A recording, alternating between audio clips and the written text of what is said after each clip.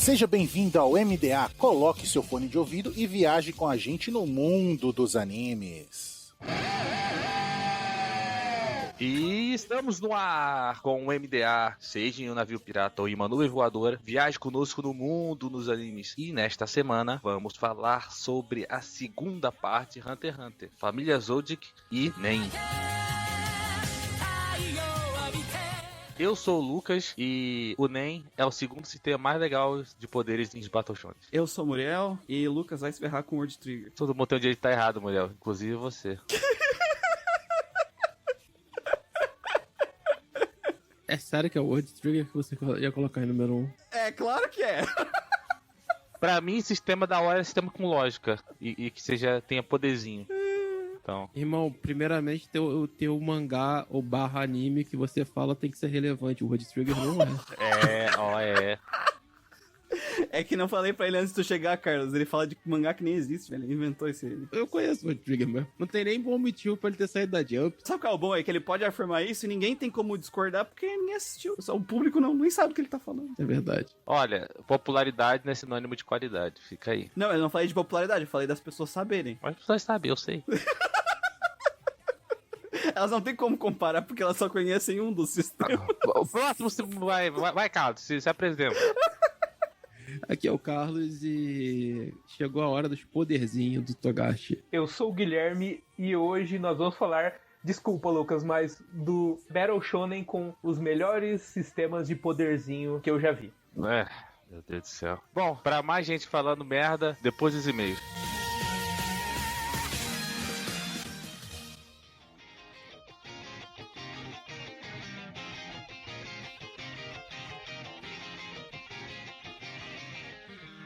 E mais uma semana de e-mails e recadinhos do MDA. Sempre agradecendo os nossos parceiros do Catum, Grindcast, OPEX, Papo Nerd com Elas e o canal do YouTube Guizão Voador. E claro, agradecendo sempre o apoio da Anime Hunter na Galeria Sogo Terceiro Andar ou no site www.animehunter.com.br. Lembrando sempre que vocês podem usar o cupom NSV Mundo Geek e ganhar 10% de desconto nas suas compras em mangás. Nós também temos o apoio da Crunchyroll, o maior streaming de animes do Brasil, e da Rádio J-Hero, onde estamos todo domingo às 4 da tarde.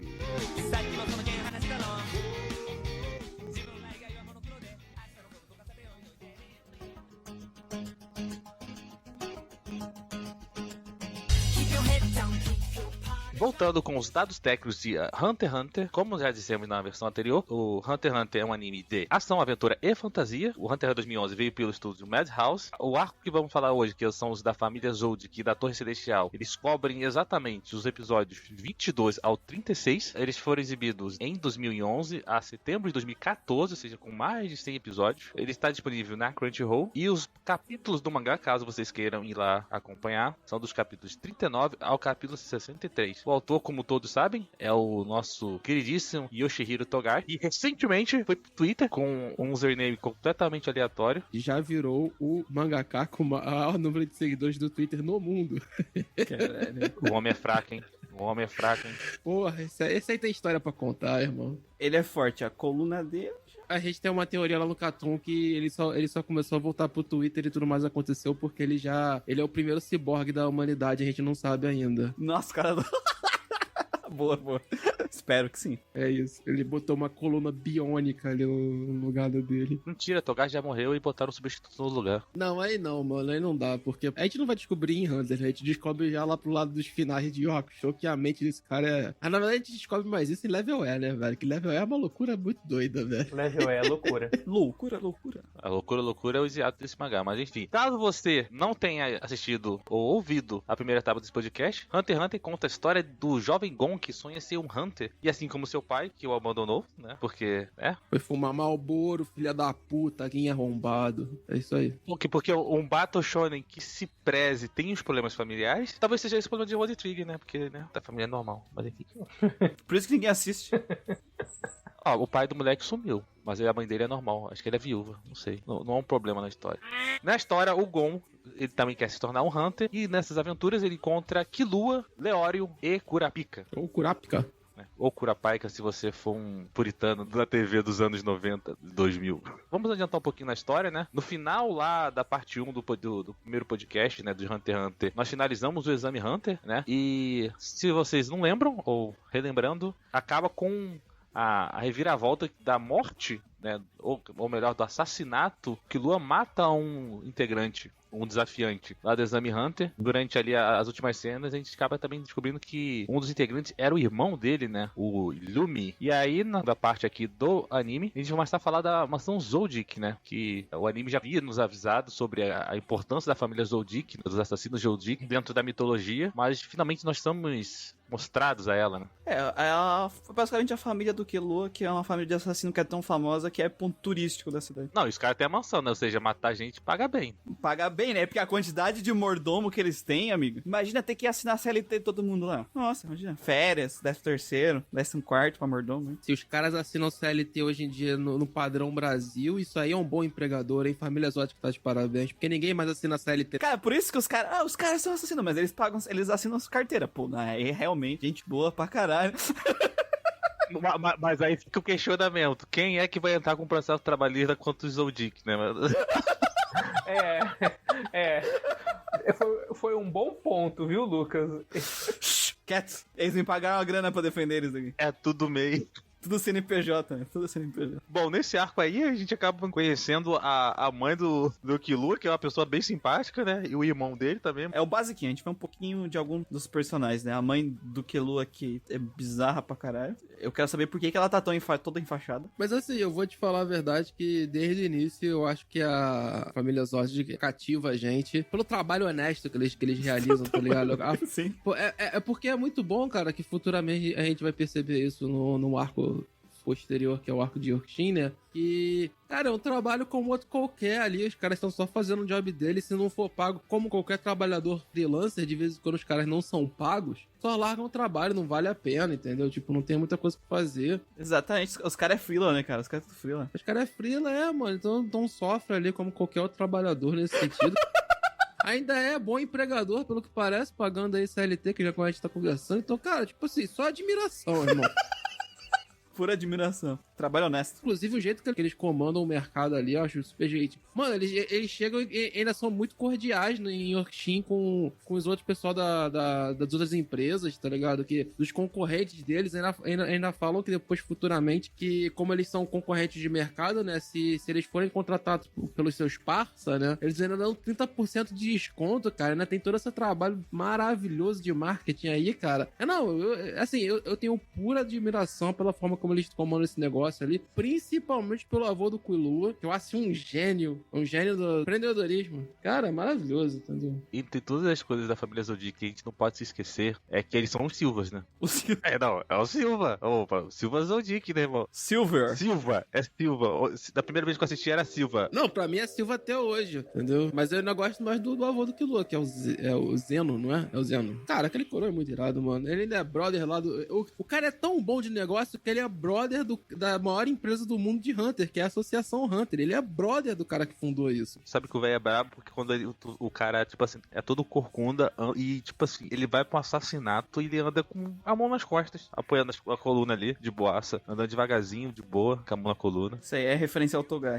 Opa! É, exatamente. Esse início aí eu acho legal, cara, porque, tipo, a partir daí, né, os dois próximos arcos seguidos que a gente vai ter de Hunter, eles começam a aprofundar mais no psicológico e no desenvolvimento de alguns personagens de Hunter, né? E aí você tem acho que os dois principais nesse quesito, que é futuramente o Kurapika e primeiramente agora o Killua. É os primeiros passos na mente não só do Killua, mas da família dele. Uhum. Aí a gente começa a dar uma adentrada. Assim, sendo muito sincero, o que a gente tá falando aqui agora, né?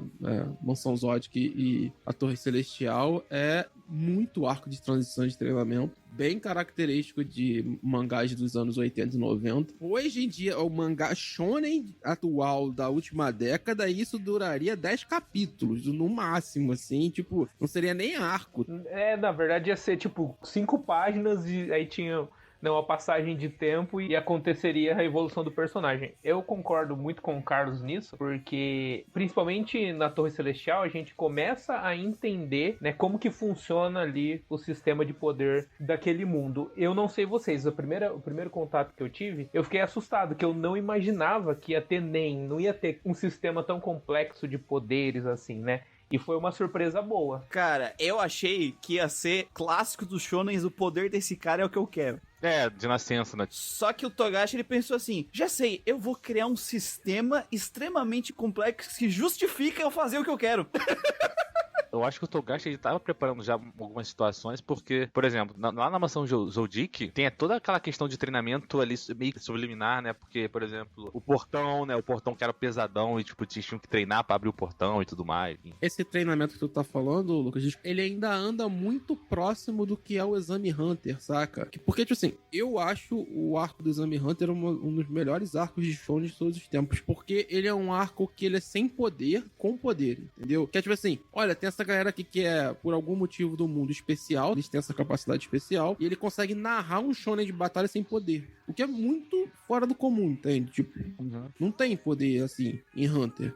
Sim, mas a parada é que eu quis, assim, trazer, que eu acho que vale a pena a gente refletir nesse ponto, é que o arco da família Zoldyck e essa questão até do portão dessa brincadeira, claro, já tava muito óbvio que tinha coisa sobrenatural, isso acho que desde o começo ele já tinha, mas, como você disse, era muito pequeno, muito fraco, muito sutil. No arco do Silvas, você começa a ver que a parada, assim, é uma prateleira acima. Tanto é que a questão, por exemplo, o desafio que ele tem do portão já é uma parada assim, é um portão absurdamente pesado que o Killua provavelmente, que a gente não tava ali com o Killua, mas que provavelmente o Killua abriu como se fosse nada. Então assim, opa, peraí, tem uma parada assim que já é uma prateleira acima. Já é o Togashi, provavelmente, querendo escalar, entendeu? Só que em vez de ele chegar e te dar uma porrada, ele primeiro já te deu um cliquezinho assim, tipo, pra você entender que existe uma parada acima e, porra, mano, é só um portão, uma parada sutil. E a parada do portão também é legal. Se a gente pegar, por exemplo, um outro Battle Shonen clássico, que também tem um arcozinho parecido, mas que é muito mais pra frente, por exemplo, que é talvez o Naruto aprendendo a controlar o Rasengan, aquela coisa assim, que é uma coisa muito sutil,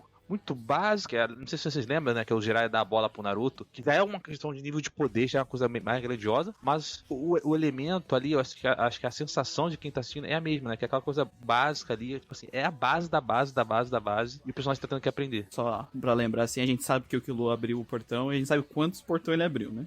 3. 16 toneladas, pra ser mais exato. E eu discordo um pouco da parte da Rasengan, porque a Rasengan, ela é bem expositiva. Ela, na verdade, ela é bem mais parecida com a parte já da explicação do NEM, né? Que é bem expositivo. Sim. Durante o primeiro arco do Hunter x Hunter, que nem o próprio Carlos falou, os poderes estão lá. Só que eles estão muito sutis e só alguns personagens fazem coisas estranhas. Coisas realmente fora da nossa realidade. Tipo, uma pessoa que consegue controlar cobra, uma pessoa que consegue controlar, que cuida de inseto, tudo isso parece muito ok, sabe? Só que o Illumi e o Hisoka, eles parecem de outro mundo, né? Naquele arco. Sim, exatamente. Então já tem esse tipo de coisa estranha e na própria explicação do NEM nesse arco, quando eles estão usando o Hatsu, fica roxo igual o Illumi, né? Fez lá no arco, quando eles botaram na animação. Então ele conecta esses pontos que a gente viu lá no primeiro arco com a revelação do NEM que vai acontecendo gradualmente e já tem coisas assim. Antes dele apresentar o NEM formalmente pra gente, no próprio arco aqui da invasão da mansão, já tem coisas de NEM, né? A gente já vê até coisas estranhas na animação, eles colocaram umas auras em alguns dos personagens, assim, já pra criar ainda mais essa sensação, né? Mais visível ainda. Então, foi uma construção gradual de a gente saber que existe esse poder, a gente vê essas coisas, não tem explicação. E aí depois a gente tem a explicação com exposição, contextualizando o que a gente já viu de Hunter x Hunter, né? Então é bem legal e ainda por cima, o que a gente vai ver do NEM aqui nesses dois arcos é só a superfície dele, né? Porque ele é um sistema tão complexo que ele foi introduzindo meio que a conta-gotas, né? A cada arco eles foram introduzindo um pouco dos conceitos e a gente só vai ter a compreensão completa de como é que é o NEM, todas as mecânicas do básico até o NEM avançado, o controle dele, só no final de Grid Island, né? Que a gente vai chegar a ver todas as facetas do NEM. Então ele é um sistema bem legal, assim, por isso que muita gente gosta e muita gente desgosta, né? Porque geralmente tem bastante texto envolvido, né? Bastante explicação, coisa do tipo. Tanto que assim, a gente vê também, já puxando a linha de raciocínio do Muriel, o Killua e o Gon, eles só vão desenvolver as técnicas de NEM deles, né? Em Grid Island. Sim. Até então eles usam só os princípios básicos, e a gente vê depois no arco subsequente aí da Torre Celestial o Kurapika, né, com a técnica dele, uma técnica bem complexa mesmo, mas os dois personagens ali que a gente acompanhou e aprendeu nem junto com eles demoram um tempo pra desenvolver suas próprias técnicas, né, colocar ali aquele toque pessoal deles nos poderzinhos, né? E não só isso, cara, tipo, eu acho muito legal a forma como o Togashi escreve essa construção. E aí, voltando na nossa predisposição de separação aqui das histórias, né? Que uma é a Mansão Zodic e a outra é a Torre Celestial, que você vai desenvolvendo a gradação da evolução dos personagens em questão de poder, né? Porque como eu tava falando, a Mansão Zodic, ela se iguala nesse sentido ao Exame Hunter, porque as coisas já são espetaculares de se fazerem, mas elas estão no mundo do Exame Hunter, saca? Então, tipo assim, você empurrar um portão de 16 toneladas é algo que, a partir do momento que você já assistiu o Exame Hunter, você entende que é uma loucura, mas para aqueles caras que participaram do Exame Hunter faz sentido no universo deles. São os caras que pularam de penhasco, que passaram por prisão com presos que estavam no corredor da morte, e por aí vai. Não foge o escopo inicial apresentado no Exame Hunter e vai evoluindo aos poucos os personagens que estão lá, né? E depois, posteriormente, quando você tem a entrada do Nen na Torre Celestial, e aí nesse caso, eu acho que a Torre Celestial é bem didática, né? É bastante expositiva. Não só expositiva, mas ela é visualmente exemplificativa. Então, tipo assim, Sim. tu consegue chegar até o nível 200, se eu não me engano, né? Agora que acho que eu perdi o número agora. Isso. Tá certo. Até você chegar ao nível 200, você consegue chegar com esse nível de força que eles conseguem desenvolver na base, assim, do... Sei lá, vou chamar aqui de raiz. Do Exame Hunter. E a partir dos 200, você tem o batismo de Nen. Narrativamente, não precisa nem ser expositivo o que o Togashi faz, mas é bem numa questão semiótica, assim, de você conseguir construir perspectivas narrativas dentro da sua história, que demonstra que, ó, a partir desse momento, tem que ter uma outra coisa pra essa história evoluir, que é o Nen, que é esse poder. Isso. Então, a partir desse momento, vocês vão começar a perceber outra coisa. Então, todos esses dois arcos de construção, de desenvolvimento de personagem, de treinamento, esse tipo de coisa, eles têm essa evolução gradativa, sabe? O que eu acho muito legal. E essa evolução gradativa, ela não se perde, o Togashi é tão bom de escrever, que ela não se perde quando a gente vai fazer o segundo arco de treinamento, que é Grid Island. O Grid Island é um outro arco de treinamento com mais coisa, né? Então, mesmo assim, lá, você ainda vai ter, tipo... Os caras ainda tem que treinar o corpo, tem que treinar a força, tem que treinar uma porrada de coisa que eles tiveram que treinar também antes na Mansão Zodic para depois conseguir evoluir o próprio Nen. Tanto que uma das coisas que é falado depois em Orkshin e depois é falado também em Ingrid Island é que um fator de o Killua e o Gon ser tão bem desenvolvidos com o Nen, conseguir desenvolverem tão rápido o Nen, é porque eles têm a base muito fortemente desenvolvida que eles desenvolvem aqui nesse momento que a gente vai falar, né? É outro nível, né? Aqui é a verdadeira Exame Hunter começa aqui, basicamente, né? Porque a gente ouve isso bastante. Conseguir a licença é só o primeiro passo pra se tornar um Hunter. Agora tu tem que dominar essa técnica, que só uma parte muito pequena da população tem domínio. E é legal que o Togashi, ele faz isso, essa construção não só ali com o Killua e o Gon, mas a gente também vê isso com o Kurapika, né? Ele tentando conseguir um trabalho, ele não consegue porque ele não domina nem o outro cara lá vai treinar ele também. Então tem essas pessoas que até a própria associação planta pra treinar esses novatos, sabe? Então tem toda essa construção desse mundo do Exame Hunter. Então é uma continuação do Exame Hunter, esses dois arcos. Eles ainda estão, teoricamente, assim, no processo de se tornar um Hunter, né? Então é bem legal como o Togashi faz isso aqui também. Ele mostra não só com o Gon e o Killua, mas também com os outros personagens, né? Então isso é bem legal. E depois quando tiver o Leório também comenta que também aconteceu com ele e tal. Sim. Mas voltando lá no arco da família Zodic, assim, só pra gente finalizar, que eu acho que o arco da família Zodic, ele é um arco, assim, muito mais pra falar e dar um background do Killua do que realmente um arco de transição. Ele consegue fazer essa transição, que eu ainda acho que ele faz uma transição do ok, tem personagens extraordinários, pô, essa porra aqui é normal. Ele consegue sair um pouco disso Mas assim, voltando na família Zodic, eu acho interessante na questão do Killua a gente pensar que ele é um moleque que fugiu de uma família de assassinos, quer dizer, fugiu abre aspas, né, porque a gente sabe que se a família dele quisesse de fato trazer ele de volta, conseguiria, mas você vê que a mãe dele, no final das contas,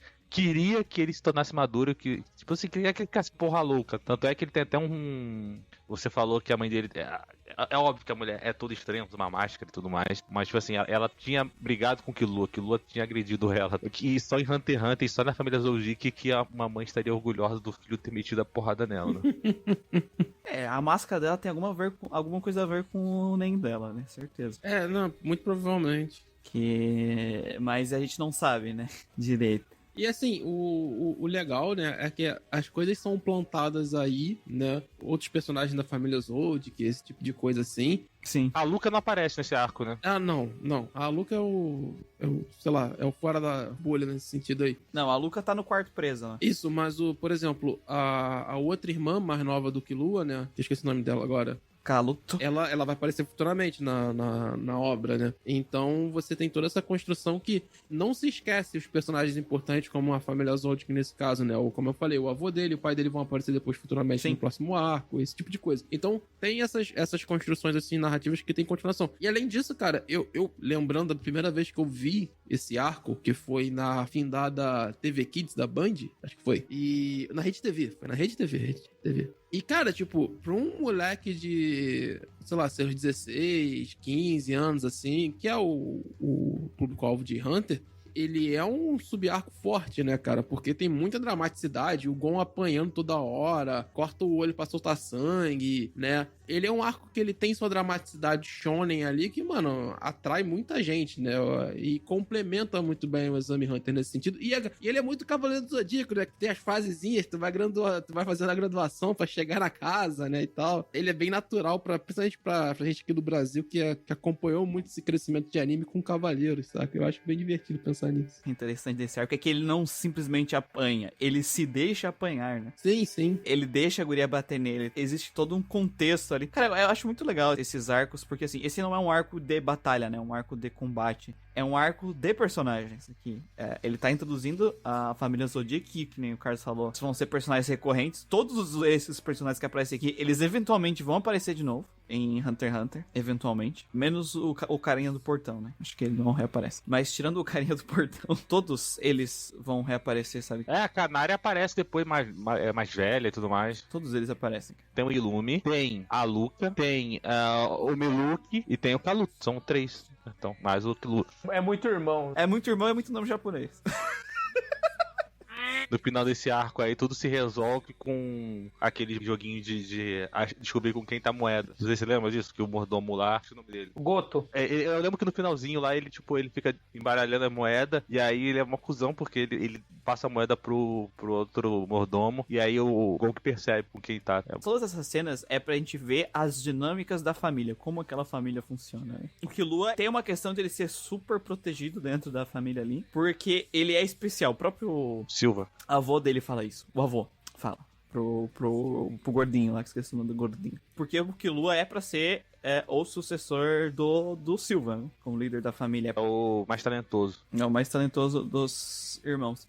Então, tem toda uma questão de super protetor com o Killua ali. E no caso, o Silva deixa o Killua aí, porque, de acordo com o Silva, é a forma correta de lidar ali com a situação. Então, é bem legal essa interação da família, todo o psicológico que a gente vê, porque o Killua é desse jeito, porque assim, lá no primeiro arco, a gente só viu as coisas que o Killua falou. Agora a gente tá enxergando a família, a gente tá vendo como é que é essas interações. Então, é muito legal a gente ver essa perspectiva, né, que a gente teve lá, e agora a gente tá vendo como é que é, como que o Killua é o que é, e tudo que vai se desenvolver do Killua daqui pra frente, né? Porque esse vai ser um personagem que vai ter um arco longo, que vai se encerrar lá no final do anime, né? De Hunter x Hunter.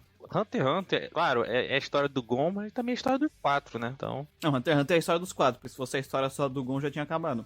Sim. E eu acho de longe o Killua o personagem mais bem desenvolvido de todo... até agora, né? Até onde o mangá está. Na minha opinião, o Killua é o personagem que tem mais desenvolvimento, mais evolução, né? E pelo menos que a gente acompanha. E eu acho legal também, falando aí dos personagens dessa parte aí da mansão da família Zodiac, que no fim o mordomo, o Goto, né? O cara das moedas, ele trapaceia com o Gon jogando as moedas, né? E aí ele deixa tipo uma mensagem pro Gon, né? Fala, ó, Gon, tá vendo? Nem sempre as pessoas vão jogar limpo. Algo do gênero assim. Sim. Então é muito legal esse arco, ele... apesar de ser um arco curtinho, né, só mostrando mais expositivo e tal, você vê ali que tem personagens muito legais, como vocês disseram, personagens que vão voltar a aparecer lá na frente, e todo personagem ali, ele tem uma pequena mensagem, ele tem uma coisa pra transmitir pros personagens, né, e também que vai de encontro com o Gon e com aquela inocência que ele tem no começo da história. É o mordomo, tu acha legal? Porque, como a gente disse, né? O cara trabalha CLT, né? Então tem que ser legal. CLT, cara. E ainda, além de tudo, numa empresa familiar. É aquele tipo de empresa que tu fala assim, caraca, essa empresa familiar aqui é foda, né? Tá um querendo matar o outro e aí não é brincadeira, é literalmente. Essa é literalmente. Todo mundo tá mais ansioso, todo mundo quer saber realmente. É o próximo arco, que é o arco da Torre Celestial. No arco da Torre Celestial, apesar do Killua se juntar ao quarteto, quando eles chegam na torre, eles meio que se separam, né? E viram só uma dupla. Separam antes de chegar na torre. Separam na transição. Cada um deles pega um...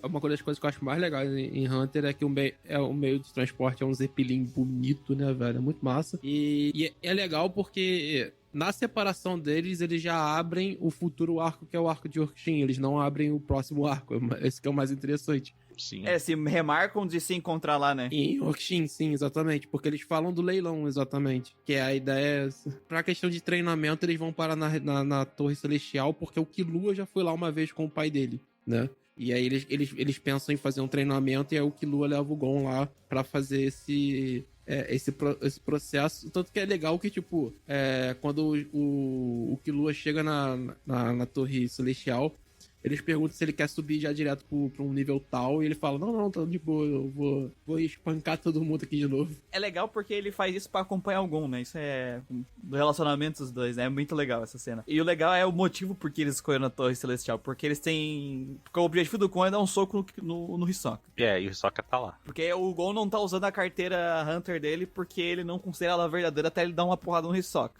Eles precisam treinar, mas eles também estão quebrados, né? E aí eles vão pra torre porque é uma forma deles ganhar dinheiro e treinar ao mesmo tempo. Eu gosto muito da descrição do Killua, que tipo, o Killua fala, já ganhei, sei lá, bilhões aqui. Aí o Gon vira e fala, tipo, o que tu fez com isso? Gastei tudo em doce. Em 4 anos.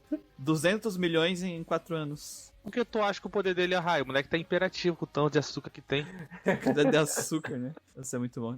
É a primeira vez ali. Primeira vez não, porque já teve outra vez. Mas assim, que ele realmente para pra trocar uma ideia com um moleque da idade deles que tem mais conhecimento de fora do Zami Hunter ali, né? Que é o... Se eu não me engano, que é o Zuki. Que também é um moleque que apresenta, né? O sensei dele, né? Pra aprender Nen e tudo mais. Acho que ali é a primeira vez que eles param assim, porra.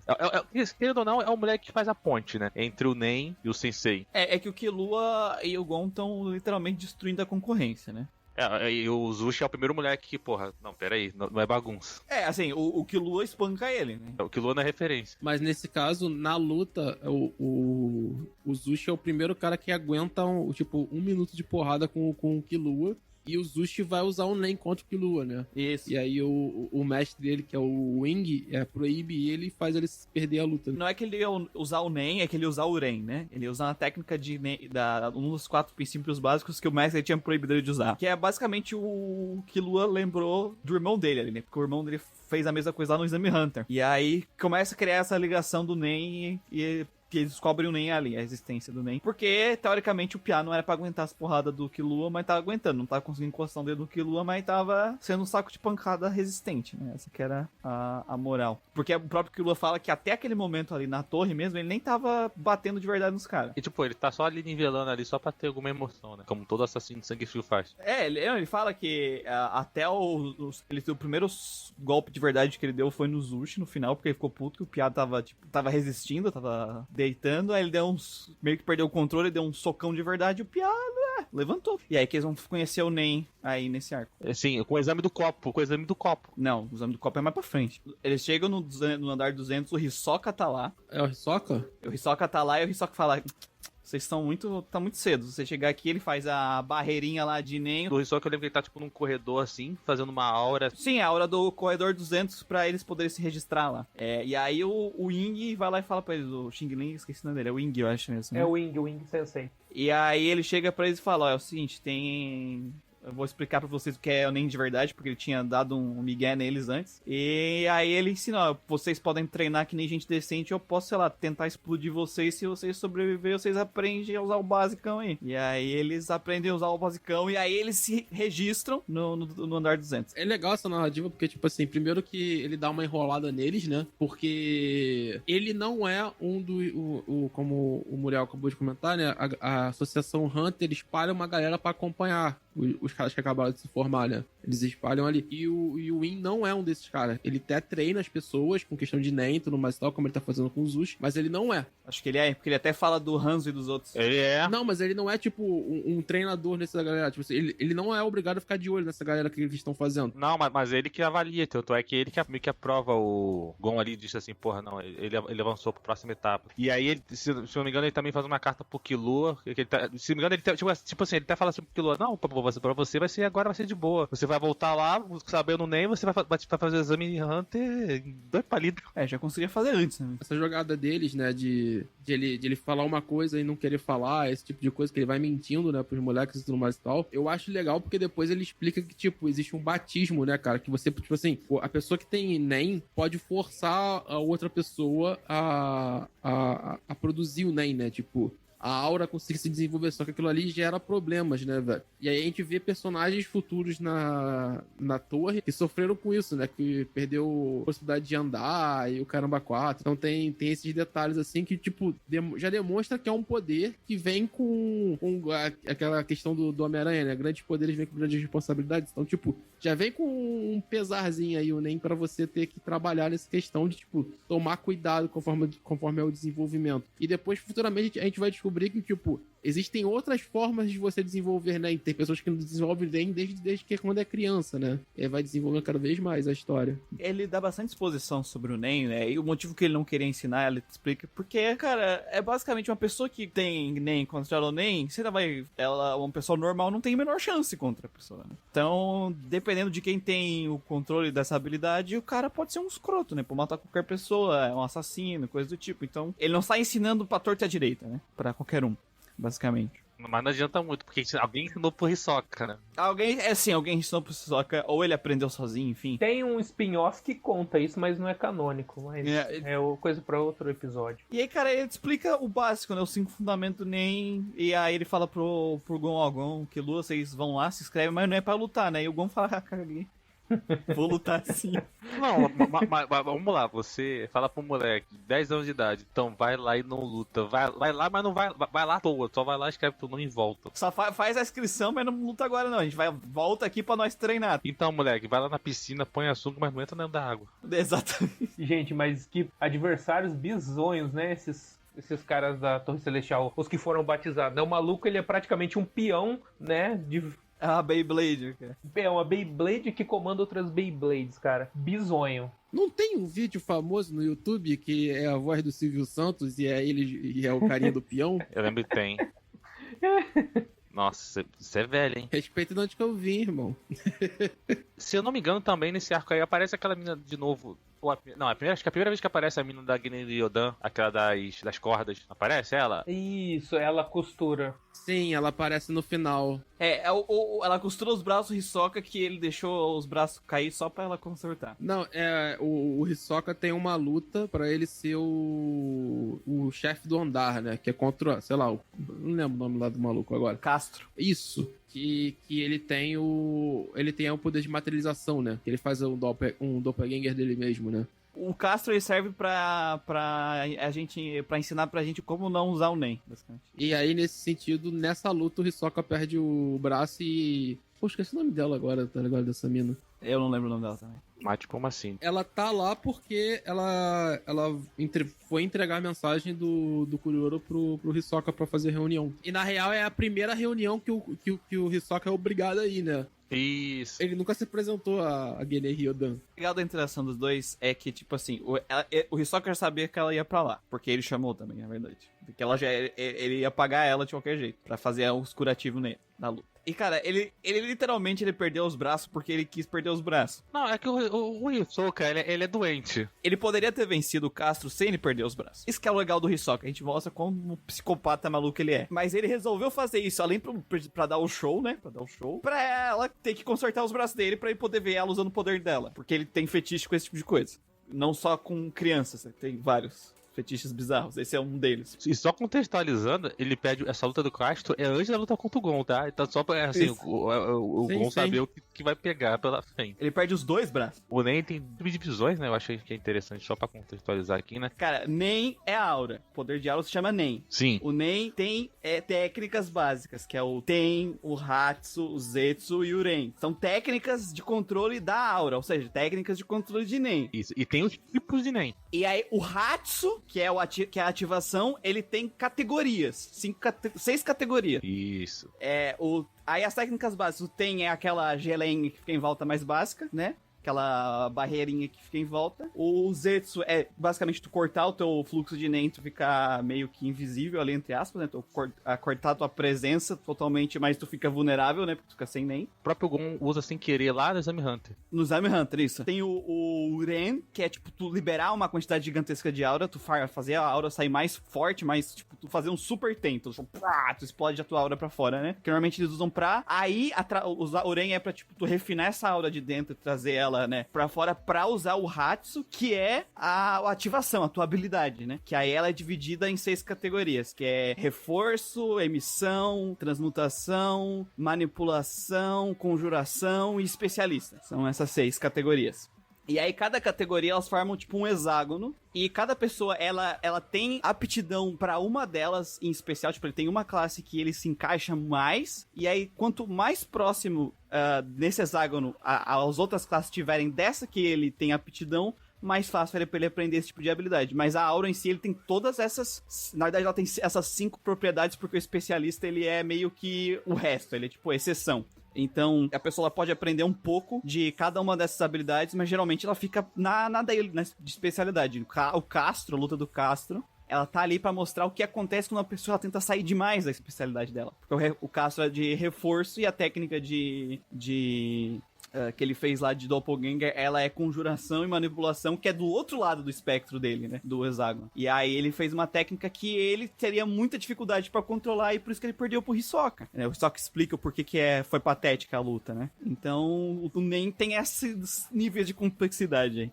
Sim. E esse é só, tipo, o começo. E aí a gente não entrou nas técnicas avançadas ainda. Isso aí é só o básico. Mas eu gosto que o especialização foi uma carta na manga, um coringa que o Togashi usou. Porque, assim, é a exceção, né?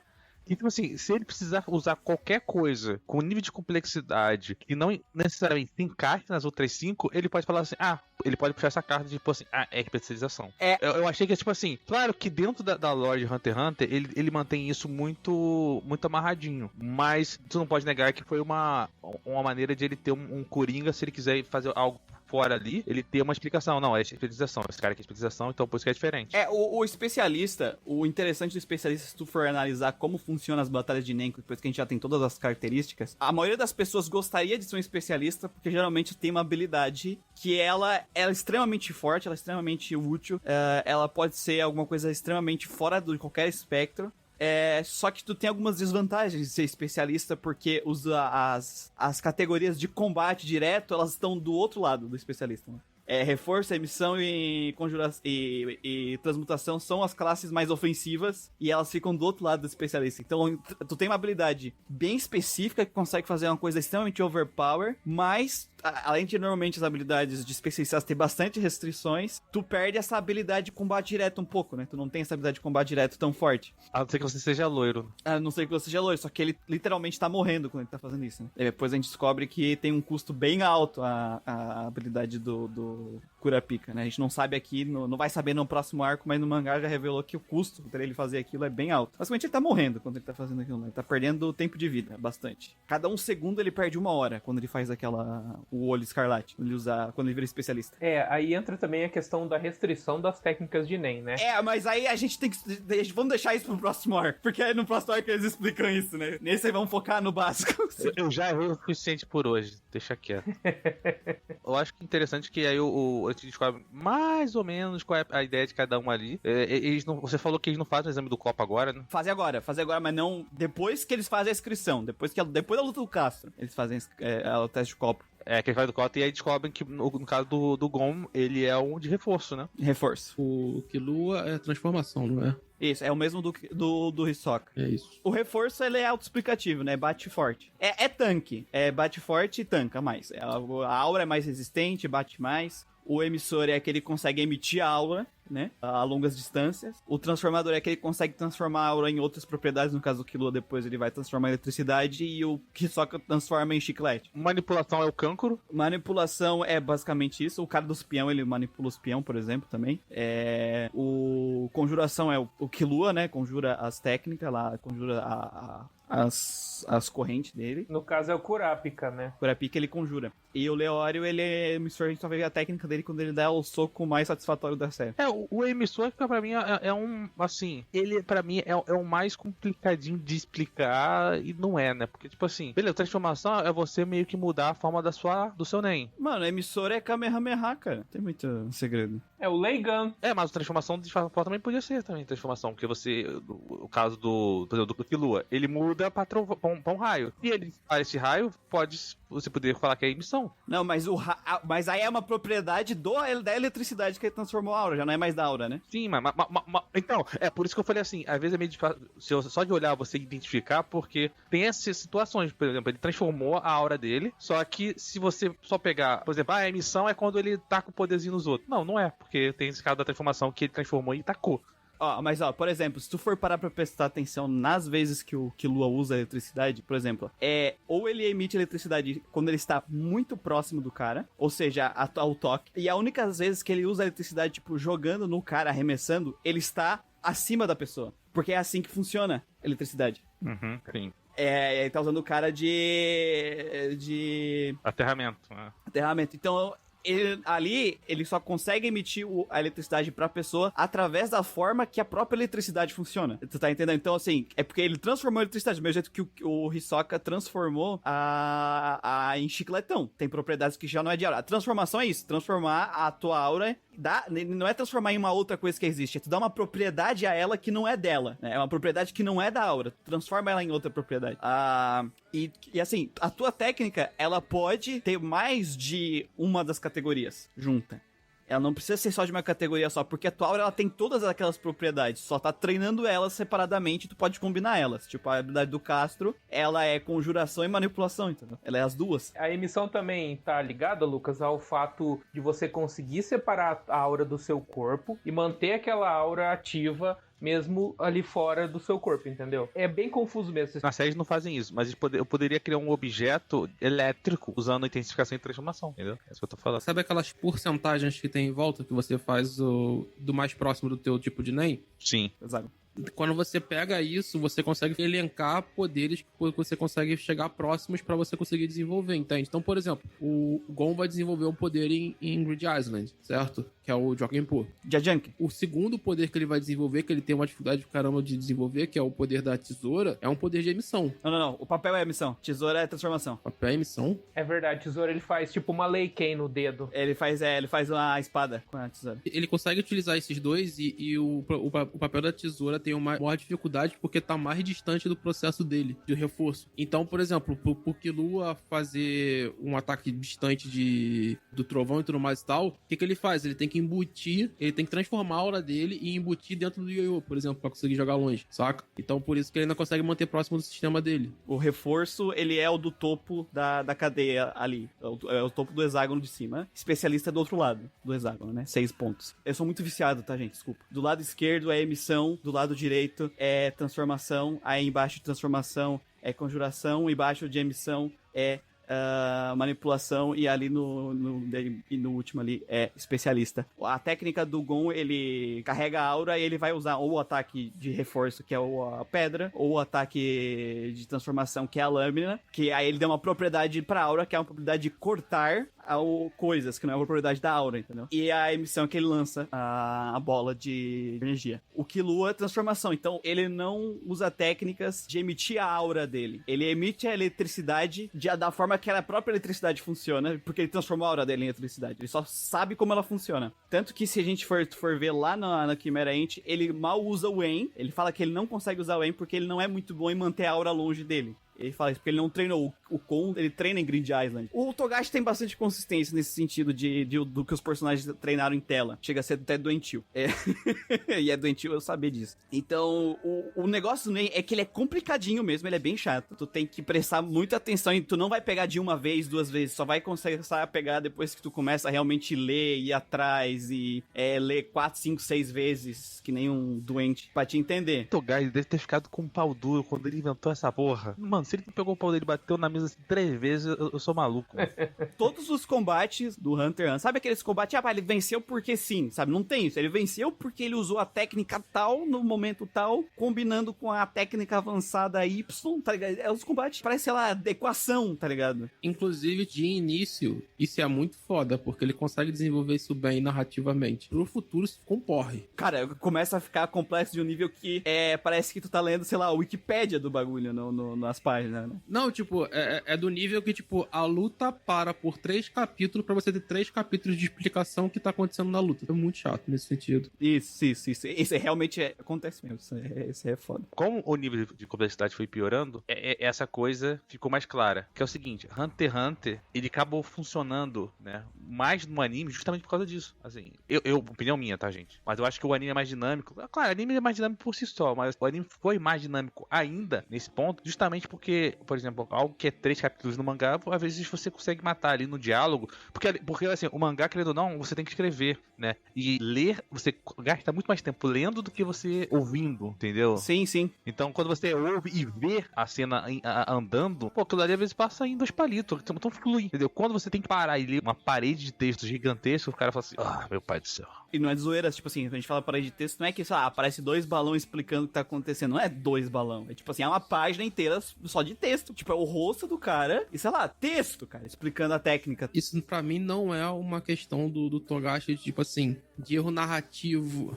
Isso não acontece agora, tá, gente? É no futuro, só pra deixar claro. O ato de o Nen ser complexo não é diretamente coligado à verborragia narrativa que o Togashi escolhe fazer. Concordo contigo. Esse ato de ele ser super explicativo, super, assim, verborrágico na forma de dispositivo de apresentar, é muito por causa da saúde dele, de ele ter encontrado essa maneira de narrar a história dele, quase como de vez em quando uma light novel, pra ele conseguir desenvolver futuramente. Porque enquanto ele tem saúde pra desenvolver, ele consegue ainda manter a coisa complexa e narrar visualmente a mesma coisa sem precisar desse tipo de construção. Não, então imagina, Carlos, que é um sistema complexo e aí, sei lá, vamos dizer a gente, quantos anos que sai o último capítulo? 3 anos. O próximo combate de Nen, tu vai lembrar de todas as complexidades que ele explicou de Nen, desse arco que a gente tá falando até o final de Grid Island? Porque os combates que tá acontecendo agora, os caras, quando eles vão usar Gyo, eles explicam que eles estão usando Gyo e as coisas e tal, ele não precisava fazer, porque o Carlos falou muito bem aqui, se a gente pegar esse começo, ele explica e depois ele deixa solto, porque na hora que ele tá explicando lá atrás, ele tá explicando e mostrando visualmente, e aí nos combates, quando ele mostra visualmente, já sabe o que tá acontecendo, né? Ele é muito bom nisso. E aí agora, nos últimos arcos, ele tá tendo que fazer isso, que nem o Carlos explicou muito bem, de ter que explicar tudo, porque senão realmente fica difícil pro próprio leitor também. E é pra ele e pro leitor, né? Também. Um barato também, assim, os leitores terem que entender. Pô, faz a luta sem explicar, mas usando todos os elementos assim, mostrando visualmente.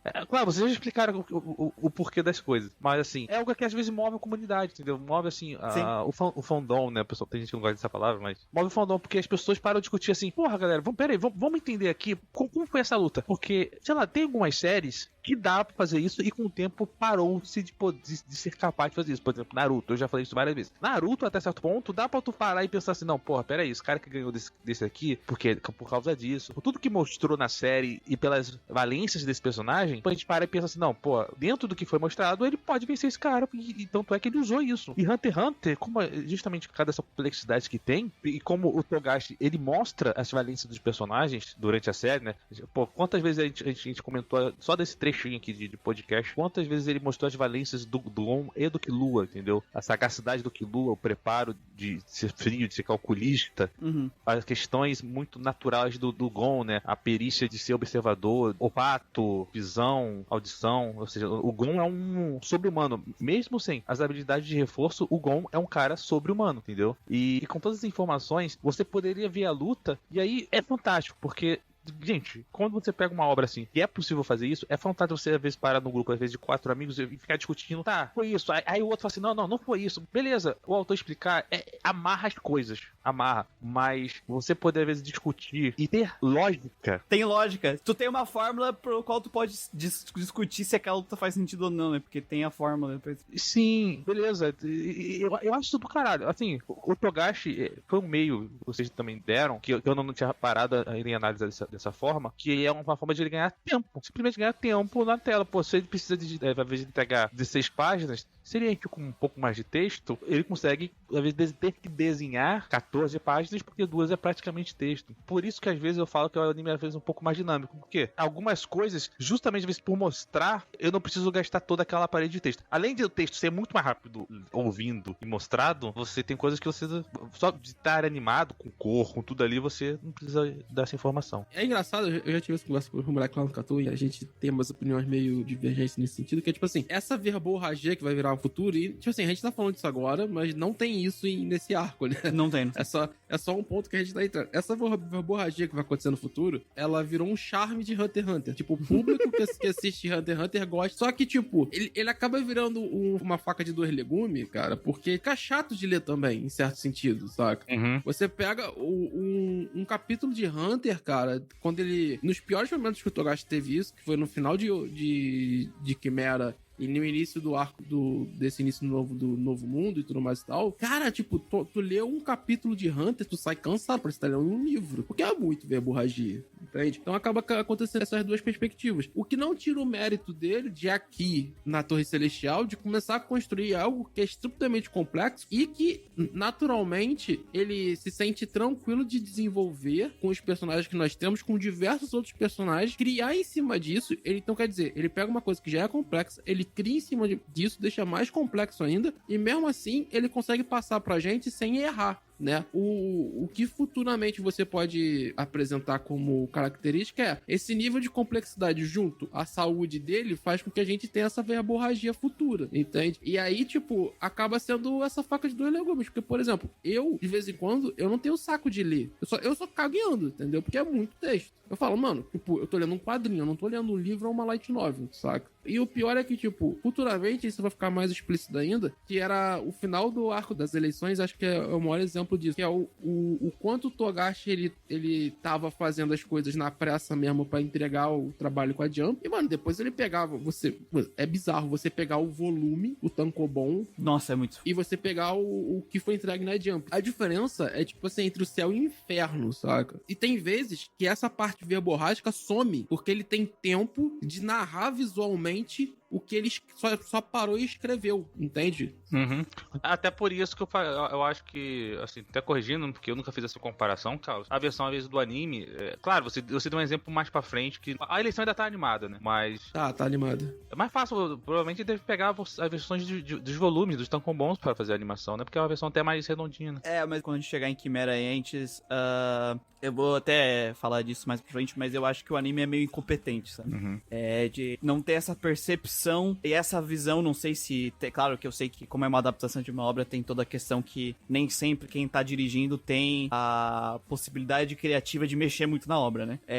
Mas faltou... Eles adaptaram partes ali do Chimera Ants que tá claramente no mangá, que tá claramente daquele jeito por causa de coisas que o próprio Carlos falou e que eu falei aqui, tanto da questão da saúde quanto da questão do tempo que entre os hiatos, e ele acabava colocando essa verborragia por causa dessas coisas, e aí chegou na animação e eles adaptaram isso, sabe? Em 100%, sem a menor necessidade, tanto que o arco da Quimera é chatíssimo de assistir, porque fica uma narração desgracenta. Eu acho que isso pro pessoal que vai fazer anime, e aí falando de como uma pessoa que trabalha na área, isso é um tiro no pé em certo sentido, saca? Porque, tipo assim, essa verborragia do Togashi Futura acaba causando, pra narrativa do quadrinho, já causa uma estranheza, entende?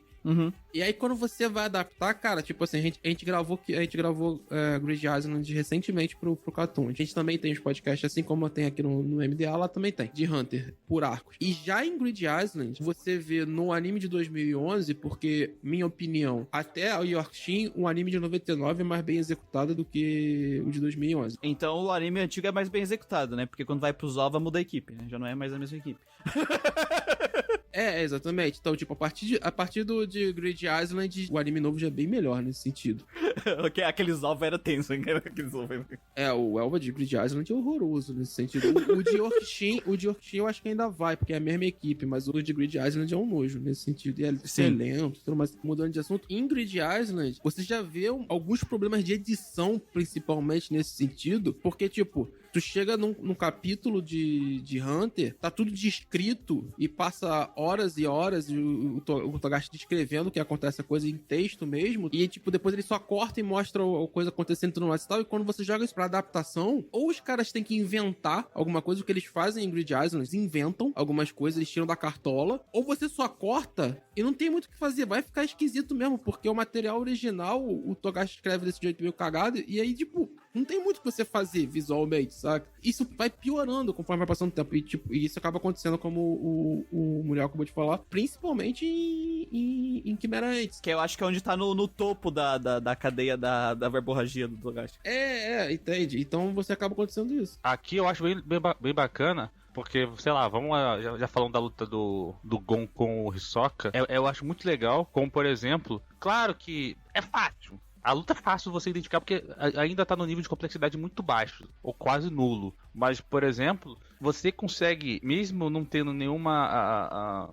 dizendo ali qual de poderes estão sendo usados, você consegue entender que, por exemplo, o Gon usa reforço pra poder quebrar ali a parada e levantar. Tipo assim, não é humanamente possível. Ele pode não estar no nível de execução que nele fica mais pra frente. Por exemplo, em Grid Island, o nível de execução de Nen do Gon aumenta muito. Mas pra ele conseguir quebrar as paradas, pô, mano. E aí, de novo, eu falo que também o arco de Zoldyck ajuda. Porque o arco do Zoldyck ajudou nessa questão da força por si só também. Vocês falaram do peso lá do portão. Mas então, assim, você junta o Nen, você tem que entender. Então, o Gon realmente é possível levantar uma placa de pedra ali, eu não sei qual o material, mas de pedra, e jogar a placa, quebrar a placa e fazer todo aquele estrago pra poder tentar dar o soco no Hisoka. Quebrar no soco a placa de concreto sem se machucar, eu até acho que foi nem, mas levantar a placa eu acho que foi só a força bruta mesmo.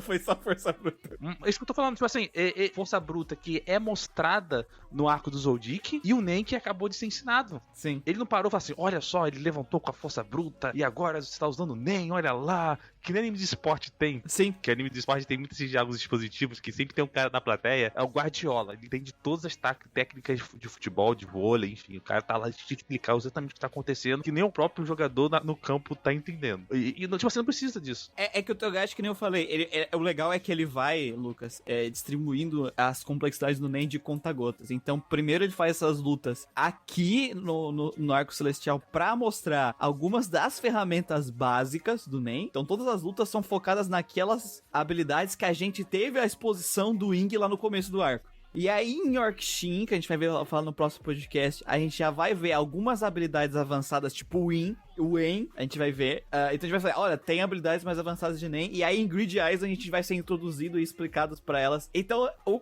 Togashi ele foi muito bom nesse sentido. Ele é muito, tipo, ele tem essa exposição inicial e depois ele tem essa construção através de demonstração nos combates, nos arcos, nas coisas. Ele é um excelente professor de explicar o Nen no anime, sabe? Eu acho isso muito bom, velho. Como ele é um ótimo roteirista e a gente já apresentou isso, ele apresenta as coisas pra gente antes, entende? Uhum. Então, tipo, como a gente já até comentou antes, ele já deixou uma coisa meio estranha no Exame Hunter pra trazer aqui. Aí, tipo, aqui ele apresenta uma coisa, aí ele entra com o Yorkshin, em Yorkshin ele apresenta coisas muito mais além, e a gente vai entender quando tem um arco de treinamento depois em Grid Island. Em Hunter é sempre isso, entende? Então, o Togashi sabe fazer esse roteiro, ele é muito bom roteirista nesse sentido. E nesse ponto aqui que a gente tá aqui agora, ele é muito bom quadrinista. As pessoas tendem a achar que o Togashi, por causa dos rabiscos que ele entrega de vez em quando lá pra Jump, esse tipo de coisa que ele não é bom quadrinista e tal, é muito pelo contrário. O Togashi é um dos melhores quadrinistas que nós tivemos na Jump nos últimos 30 anos, entendeu?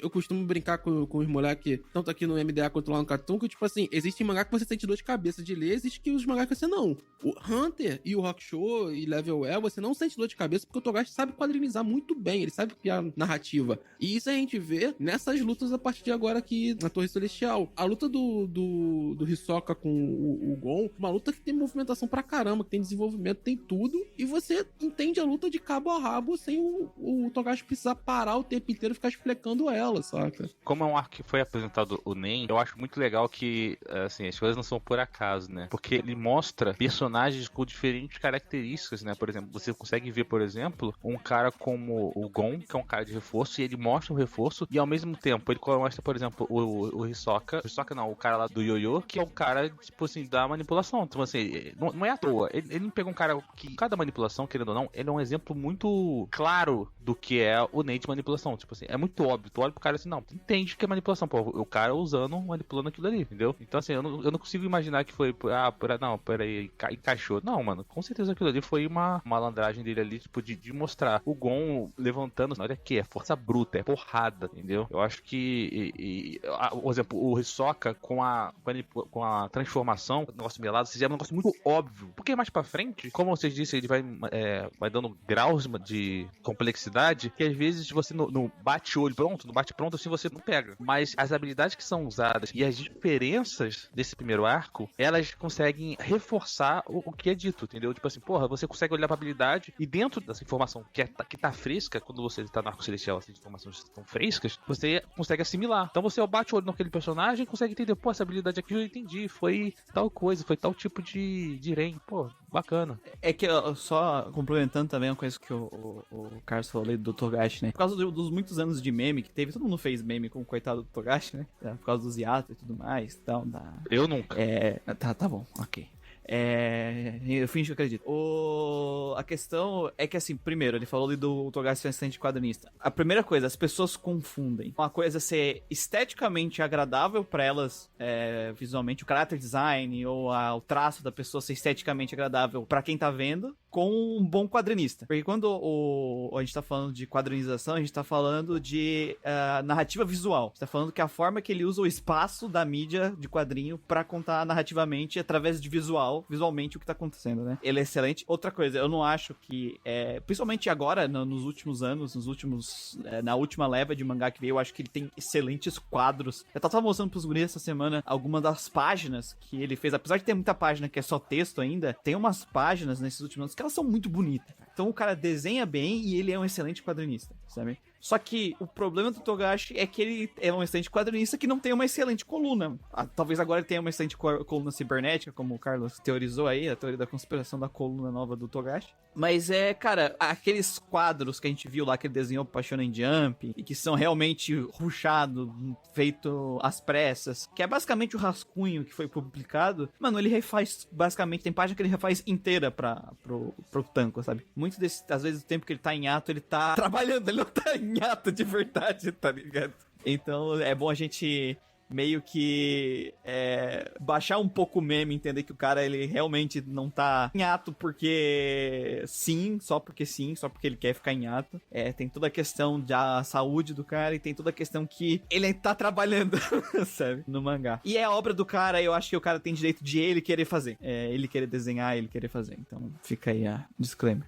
Todo esse disclaimer, todo esse bonito, fica até feio terminar o podcast, mas depois de tudo isso, o Gon finalmente consegue acertar um soco no Hisoka, né? E é só um soco mesmo, né, gente? Cara, mas eu acho bacana porque toda essa construção da narrativa, desde o início, desde lá do Exame Hunter até agora, ela se fecha de uma forma bem catártica com esse soco, saca? Uhum. Então o Togashi vai lá e entrega o que você quer ver desde o início e pontos, entende? Não tem nada muito o que fazer nesse sentido. Não é só um soco, ele tem todo um significado simbólico. Exatamente.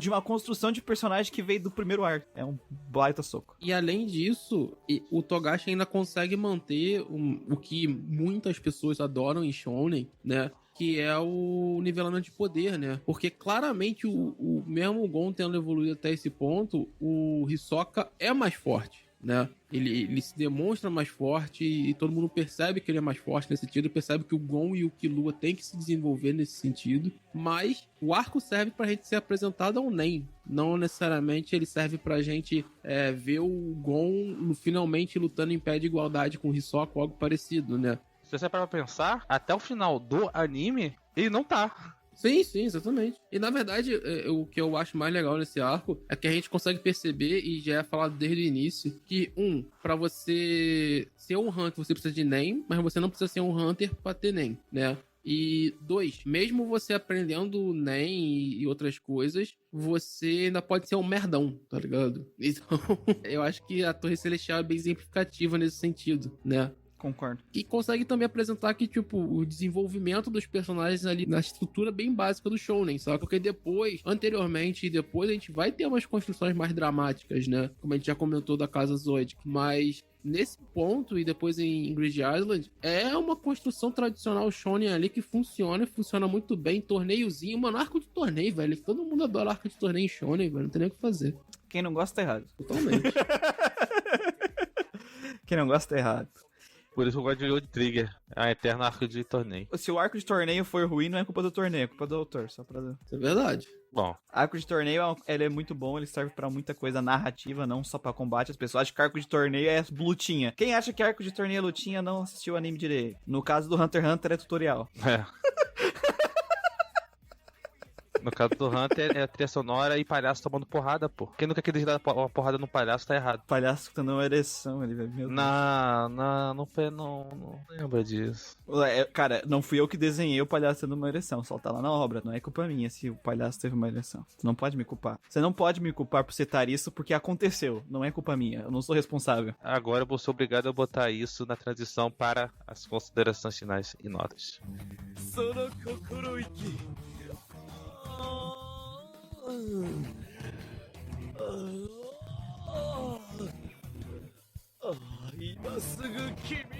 Cara, eu gosto bastante desses dois arcos. Eles são arcos de transição e de introdução da mecânica aí de Nen.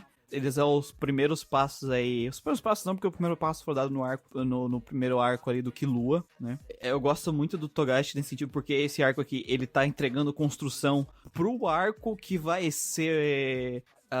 acho que um dos principais arcos da história, um dos arcos favoritos da maioria da galera, que é o Yorkshin. E eu gosto quando as coisas estão interligadas, quando a história ela tem esse fluxo, sabe? De o arco anterior, as coisas que acontecem no arco anterior contam o próximo arco e contam o decorrer da história. E aqui é mais um passo pra isso. O Togashi sabendo escrever bom roteiro aí. É diferente de uma galera aí, de outros mangás já citados, que eu vou citar nenhum nome.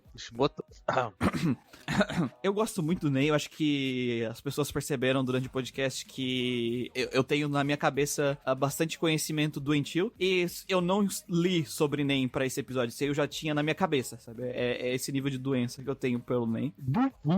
Eu duvido. Mete essa não, que tu não deu uma colinha aí. Não, de cabeça. É que eu fiz um sistema de RPG com meus amigos há uns anos atrás, usando de Nen pra gente jogar RPG de mesa. Então eu meio que acabei ficando na cabeça. E eu mestrei, então eu tive que inventar os personagens, as coisas. Então eu meio que tive que dar uma togachada. Então por isso que ficou no SSD, sabe? Do cérebro. Doente, sabia? Porque só fica coisas inúteis no SSD do cérebro. É doente. Então, assim, é a introdução da minha mecânica favorita, né? Dos animes que eu assisti, afinal, ninguém assiste. Já até esqueci o nome do anime. World Trigger. É isso aí. Ninguém assiste isso aí. Vai ser censurado. E pro arco, como a gente vai dar pra esses arcos, ele ainda não tem a verborragia que a gente falou, as lutas são legais, é um arco divertido, as exposições que tem, cara, normalmente quando tem exposição, elas são inúteis e chatas, aqui eu gosto muito das exposições, e toda a didática aqui do tutorial dos poderes, eu acho muito maneiro. E no final, assim, é um excelente arco de transição e de preparação pro arco de verdade, que é o próximo, né?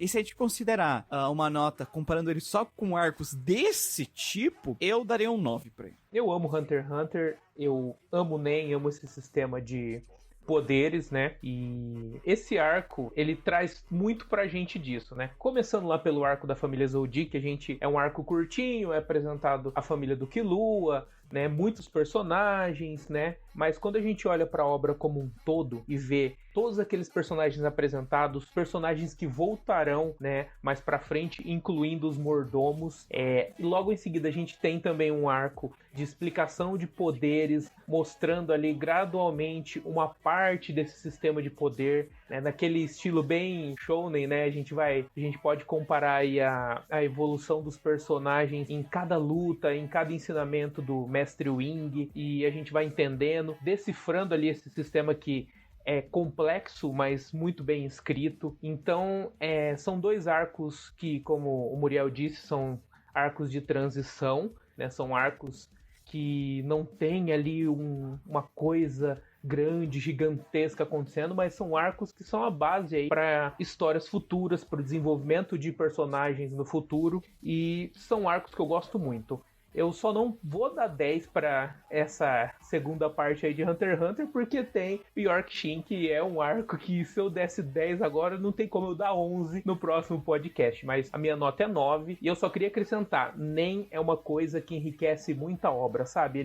As batalhas de Hunter x Hunter, eu diria que o Nen sabe aquele temperinho que faz toda a diferença nas lutas? Mais pra frente, isso só vai se aprimorando e tornando cada vez mais interessante, né? A experiência de ver uma batalha em Hunter x Hunter, porque chega um ponto que eu acho que já não é mais nem, sabe aquela coisa clichê, luta daqui, tira poder de não sei aonde, não, Hunter x Hunter não tem isso, Hunter x Hunter tudo tem uma explicação, uma lógica, uma técnica de Nen utilizado, uma estratégia, e eu acho que isso faz essa obra ser tão maravilhosa e não ser um Battle Shonen qualquer. Então minha nota é 9. O Gui falou tudo que eu ia falar, então é basicamente isso. Faço minhas as palavras dele. E, cara, tipo, não tem muito o que falar, assim. Tipo, o próximo arco de Hunter talvez seja o melhor arco de um shonen de batalha de todos os tempos. Acho que deve ter alguns arcos, talvez, de One Piece que rivalizem. E é isso, mano. Eu acho que um arco tão, assim, questão de tamanho e qualidade, né? Tipo, tamanho versus qualidade, assim. Acho que o de Hunter x Hunter acaba sendo melhor porque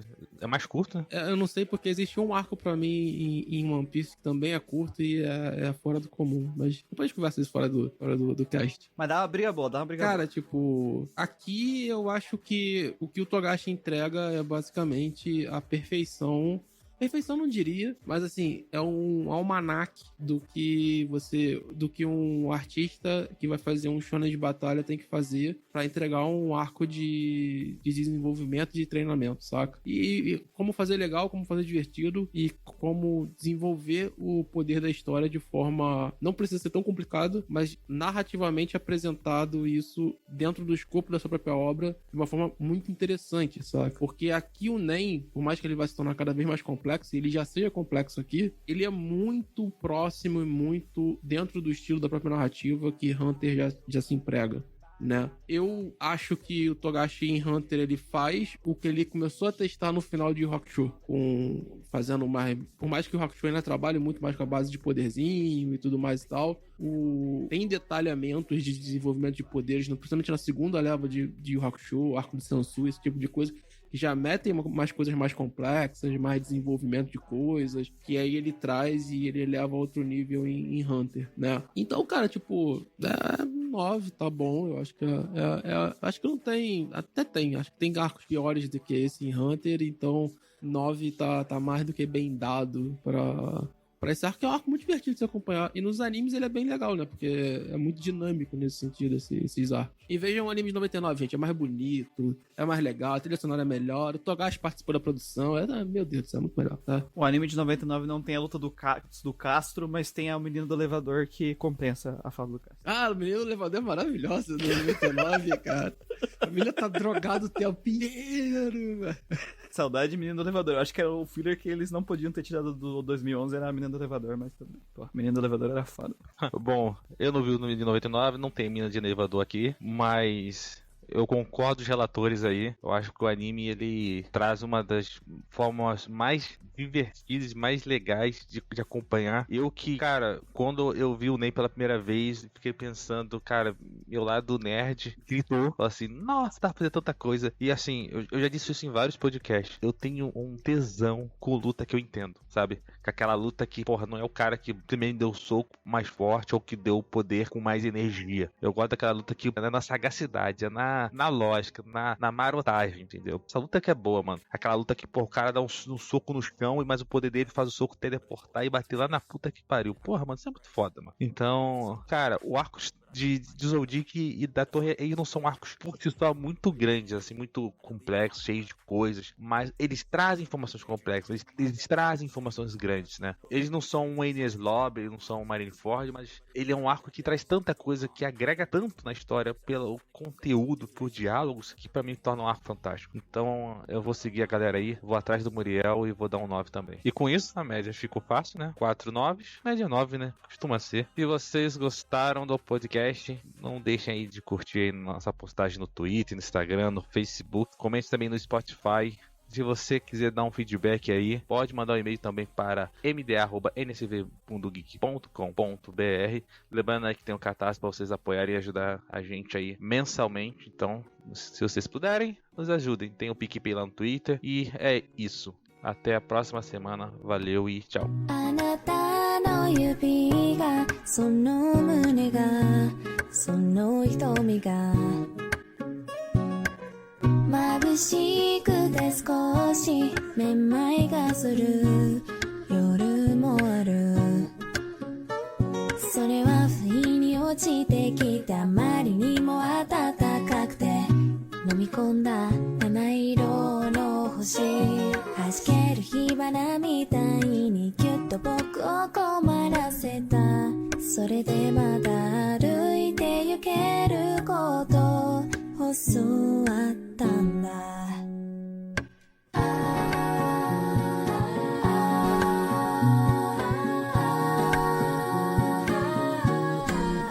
神様どうか声を聞かせてほんのちょっとでいいからもう二度と離れないようにあなたと二人あの星座のように結んで欲しくて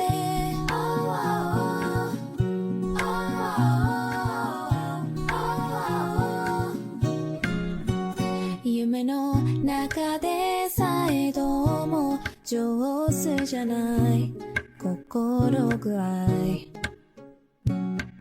気にしないでって嘆いたこと泣いていたことほつれた袖の糸を引っ張ってふっと星座を作ってみたんだお互いの指を星としてそれは一口でたらめて僕ら笑い合えたんだそこにあなたがいてくれたならそれでいいんだ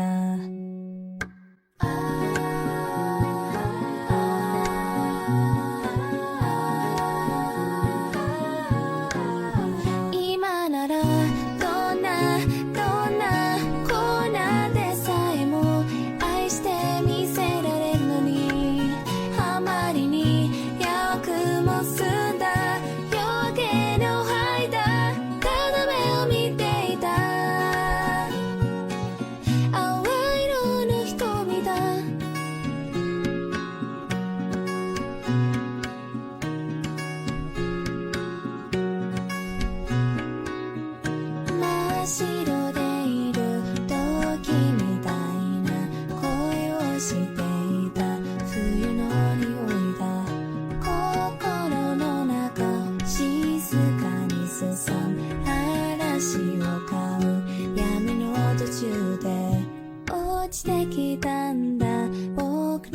上にきらめく星泣きそうなくらいに触れていたんだ